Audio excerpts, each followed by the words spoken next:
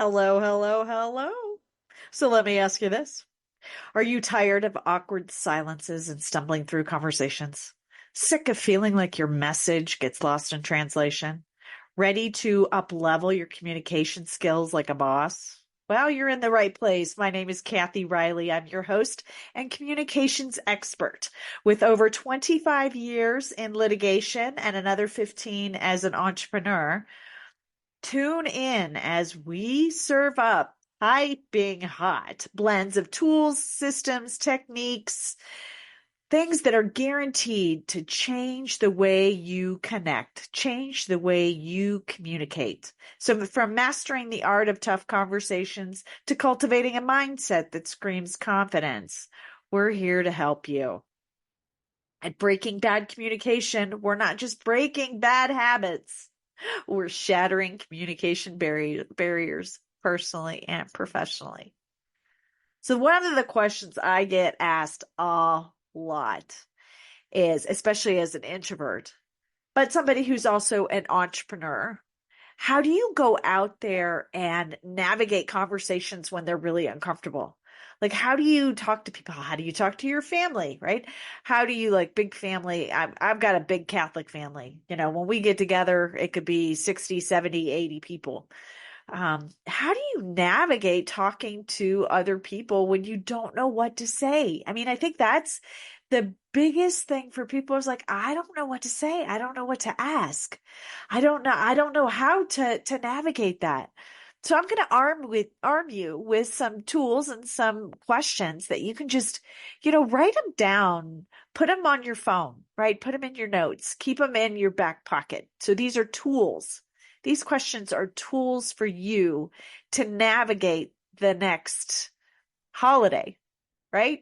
We have holidays all the time. We get together, birthdays, networking. If you're an entrepreneur and you go out networking, if you're always looking for clients, one of the things I noticed, so I'm an introvert and I navigated conversations not too well early on, but I met my husband and that man, I call him Prince Charming. He's my Prince Charming. He can charm anyone, anywhere, anyhow. It doesn't matter. He's so good at talking to people and coming up with questions. And I remember when I was writing my book, I was asking him a lot of questions like, how do we navigate this? How do you do this? And, he said very similar to what I'm about to share with you is just having a handful of questions that you always know you can ask. Always know you can ask. So let's get to it, shall we? So what are some of the questions you can ask? And depending on the situation. So let's think of like family gatherings. It's something so simple as, you'd say something like, what have you been up to? What's your highlight this week? I like saying, what are your successes? What are you celebrating? What are you celebrating? Like, what's gone right? We as humans, we love to talk about, we can do 99 things right, one thing wrong, and our brain will focus on the one thing wrong. So I love saying, what are you celebrating? What do you got going on? What's good? What's good? How's your world? Um, you can talk about travel. That is an excellent choice and topic. So, depending on the time of year, right? Have you done any traveling? Do you plan on doing any traveling? Going anywhere fun this summer? Going anywhere for the holidays? What's going on? Have you done any travel is a good one. Put that in the back pocket, right? Travel, family. So how's the family? How's everybody doing? Navigating school, whether it's back to school, maybe it's college, maybe they're home from school because of the summer. What does that, how's the family? How's that handling? How are you doing with all of it, right? Asking how they are, going deeper in on that. We talk about work. It's like, what's exciting going on in your business right now? What's exciting? Do you have any big goals for the last quarter, for the first quarter of the year? What are some projects that you're working on? Anything you can share with me? What's going on? And when it comes to business, I also like to ask, like, what's your biggest struggle right now? Like what's weighing on your heart the most right now, especially in business? And because I also love to be of service, maybe I know somebody that I could help them with, a connection that I could make, uh, some support I could offer. So I like asking that question. It's, I live in Colorado, and this one comes from my husband, and he's always like, well, are you a native? This is a good question to ask people. Are you a native? Most of us aren't. I mean, every now and then we have a few that are, and it's like, oh, really? Where'd you grow up? Where's that? Okay. So whether you are or aren't a native, is Colorado home, or is Ohio home, or where's home for you? And then do you have family out there? So you can go into that, their origin, and then the family. So that's kind of natural. Are all your family out here, or do you have family back there? How does that work? I like asking, like, so okay, you live over here, who's in your household? Like, instead of saying, do you have kids, or are you married, or whatever, because it can be complicated and you never know. So, and you could be living with your mother, who knows? So, who's under your roof? Who do you get to see? Are there any puppies? I like saying that. Are there any puppies? Because I love animals. You can ask those questions, like, okay, so think about their household. Think about origin, right? Where do they hail from? Think about household, what's going on with their, then you can talk. If you learn about kids, you can ask about kids. Where are they going to school? Just think about some of the basics about everyday life. And these are questions, again, keep them in your back pocket. Traveling is always a good one. Where have you traveled? Are you going to travel? And then tell me a little bit more about that. Like, so, oh yeah, we've got a trip coming up. Where? Whereabouts? Oh, you're going to Italy? Where in Italy? That's a place I've always, dreamt of going. Is it here? Is it there? Right? So get them to ask questions, and you can learn more about them. And here's the thing that I will tell you. Before we dive into more questions, is when you ask the questions, then listen. This is a great tool. Introverts know how to listen. Okay, but when you're nervous, you kind of forget. You sit there and think about, okay, what's the next question I'm going to ask? But listen, because there's a chance that what they're saying is actually going to stem another question, because something pops up in your brain and you're like, oh, I'd like to know more about that, please. And you could even, that's a great question. I'd love to know more about that. Can you tell me more about that? Let's see some of the other things, especially with family. You talk about books. See any good books, or read any good books? See any movies? Watching any shows? Because those are joy, right? We love to binge stuff that fills our cup, right? It's our way of recharging. So what books are you reading? What book did you love? And tell me more about that. And when I love asking the question is when I know I'm talking to a reader, because I love reading. It's like, oh, so I have to know, are you paper or Kindle? Like, which one is it? Good questions. Knowing that when they are sharing stuff and there's something that piques your interest, to say, oh, that is really cool. I'm curious about that. Tell me more. Like, where, the project that you're working on. Ooh, that sounds good. It's, located in a different city. So how are you navigating? Are you traveling back and forth? And then there are things that's like, oh, people love to talk about their problems. And so I also like to flip the switch on that.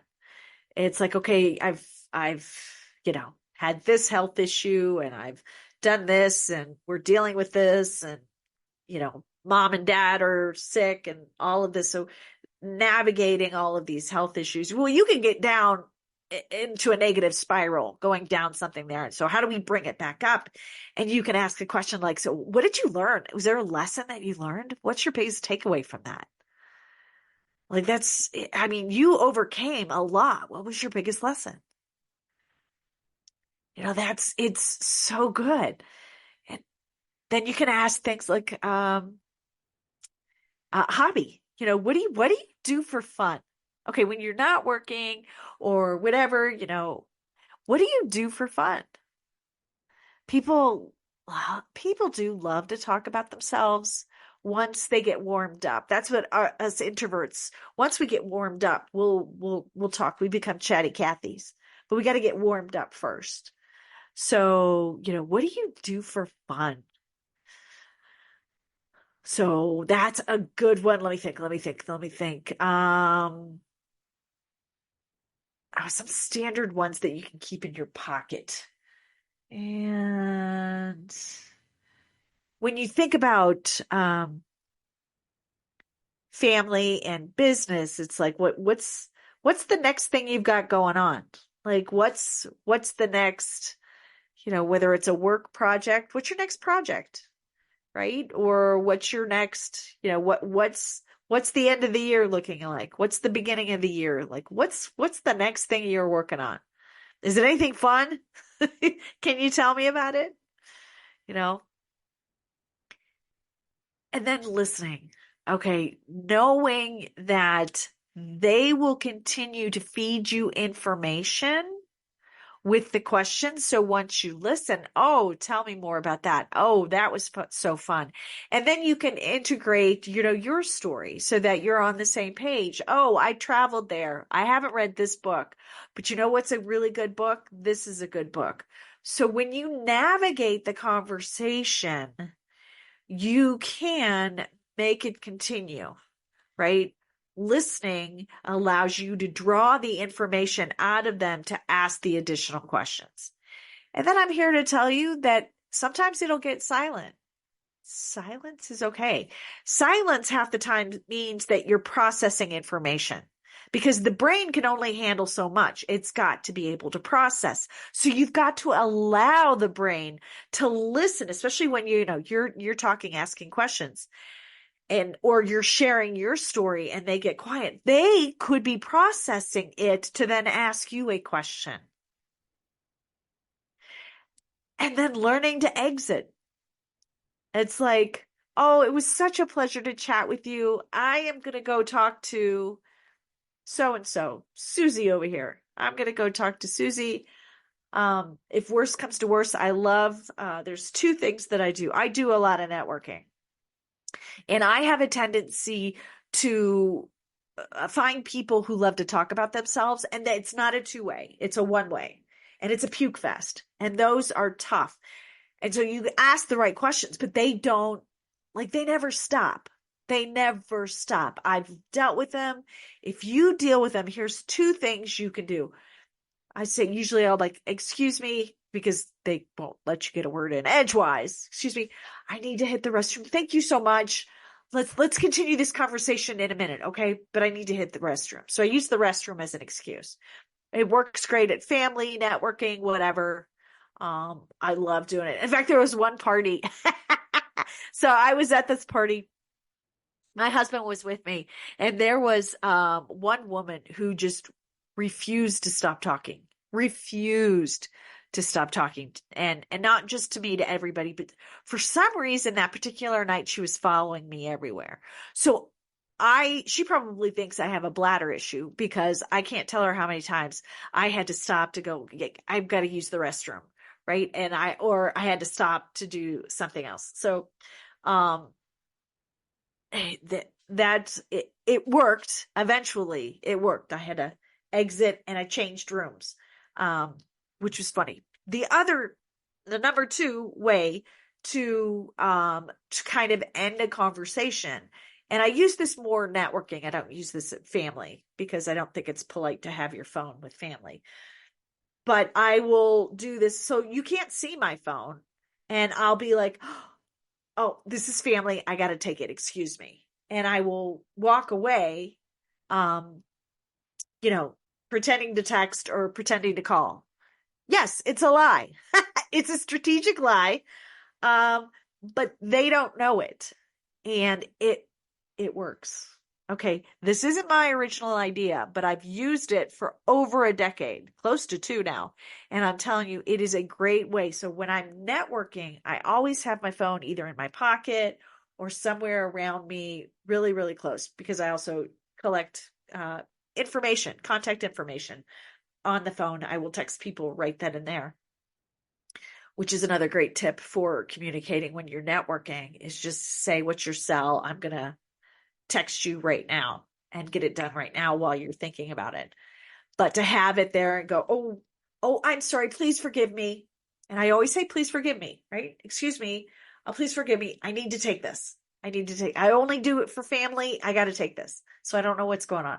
And then I'll go off in a corner and whatever, and then recirculate the room and come out on another end and start a conversation with somebody else. So those are the tools that I can think of as of right now. There's so much more, which I'll probably do another episode on this too, just so, it's not that hard to navigate conversations and to get people talking, because once you start asking the questions and getting people to talk, you're going to find a common topic that you're both going to be passionate about. And when you can do that, you truly bond with that person. Because you've heard this quote many, many times, is it's not what you say, but it's how you make them feel. Okay, so when you can bond over a topic, so sharing information, pulling questions, right? Pulling questions, pulling information out of them, and then finding a common topic that you can go in on. That's authentic to you. You're going to end up bonding. And then it's going to be that you're going to be that person. They're going to remember you for how you made them feel for that conversation. Now, whether it was travel or family or whatever it was, whatever your genius, whatever story resonates with them, and then they resonated with you. So finding that's so powerful. So I hope that was super, super helpful. And that write these down, put them on your phone, and so when you walk into your family gathering, when you walk into a networking, when you walk into some, social conversation, when you are expected to converse, look at those questions right before and have them in your brain going, okay, these are the things that I can ask, and know that those are the tools in your toolbox. Does that make sense? So I hope that was good for you. So it is a wrap for today's Breaking Bad Communication podcast. I hope you found something here, something that was juicy enough. If you please subscribe. And if there's something that I said that somebody that's an introvert or that could use help on this, please feel free to share. As you head back out into the world, remember, every conversation is your chance to shape your lives and the lives of others. Whether it's a tough talk or casual chat, be clear, intentional, and listen like it matters, because it really does. The better you communicate, the more your life aligns with what you truly want. So go out there, own your voice, and make your words work for you. Giddy up.